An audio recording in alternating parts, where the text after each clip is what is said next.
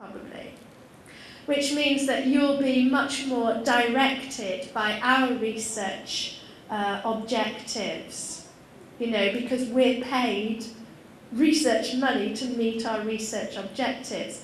So we're looking for researchers to be involved in those kinds of projects. Okay, so just something to be aware of. It's not a rule set in concrete, but there is much more funding available at the moment for research technology. Okay, that's just in the UK. I know from talking to your research council yesterday that they don't have such restrictions on research funding. They don't make any particular references to subject areas, so that's a good thing for you guys. Okay, so just a quick run through of the application process. Okay, you go to the website, you check the website, and look for some of those things that I mentioned. Look for international dimension, look for partnerships, look at the research pages, look at how user-friendly, how applied it really is. And then consider your own research interests and ask yourself, do they fit with this university? You might love the city of Birmingham. You might love the idea of coming to Birmingham, but it's a complete waste of time to submit a research proposal knowing that we don't have any supervisor for it. If your research proposal is rejected, maybe that's nothing to do with the quality of the proposal. It could just be that we can't supervise it.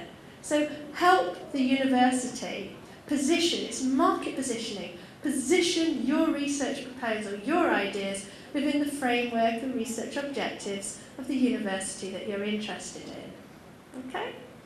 Contact the relevant academics. If you can't find the contacts of academics, I would question that university.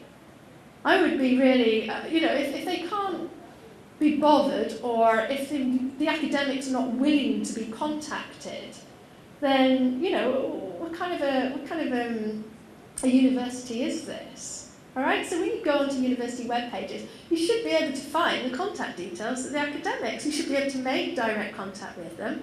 Hey, really interested to see your research. Would you like to have a look at my ideas? Because I'm interested in a PhD with you. Okay, so you need a short synopsis of your proposal, not pages and pages, just really, really clear, concise information, and probably a CV or something with that. All right? And then it's a negotiation, then it's a chat, then it's like, oh yeah, I like that, but could you change that? Or have you thought about this direction? So you start with the negotiation. And in fact, the formal application, what's an application? It's just an application form, isn't it? So the formal application bit happens afterwards. Finally, the academic, he likes your work, you've negotiated some research direction, and the academic will say, oh great, go ahead, apply. I'm waiting for your application. Great, all right? So that's very much the approach. It is about a relationship, it's about positioning your research according to the university's research objectives. Okay, I'm not going to run through all this, but suffice to say there is a specific way of putting together a research proposal for a UK university. Everything is culturally specific. Everything is culturally specific. And we have a particular way of doing things in the UK.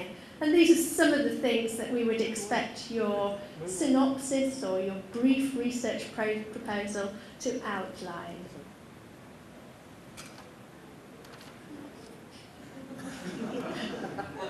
If you want me to stop, I'll stop, but actually I'm not finished. Okay. I want to draw your attention to this. Okay. This is actually hosted on our website, but it is also an external website. I'm not sure if it is international or if it is just UK-based, but it's called findaphd.com.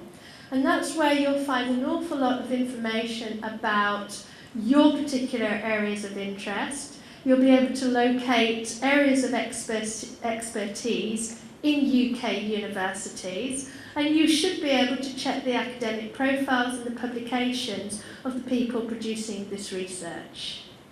It's very useful. findaphd.com, it's really easy to remember. Wow, I didn't think I'd be finished so soon. Has anyone got any questions? You don't have to ask questions, you don't have to feel obliged, and you don't have to feel pressured because they've told you it's the end of the session. What I could do is to go back to my little table, and then if you do have some questions, then you can come and talk to me in privacy. Okay? Thank you very much, everybody.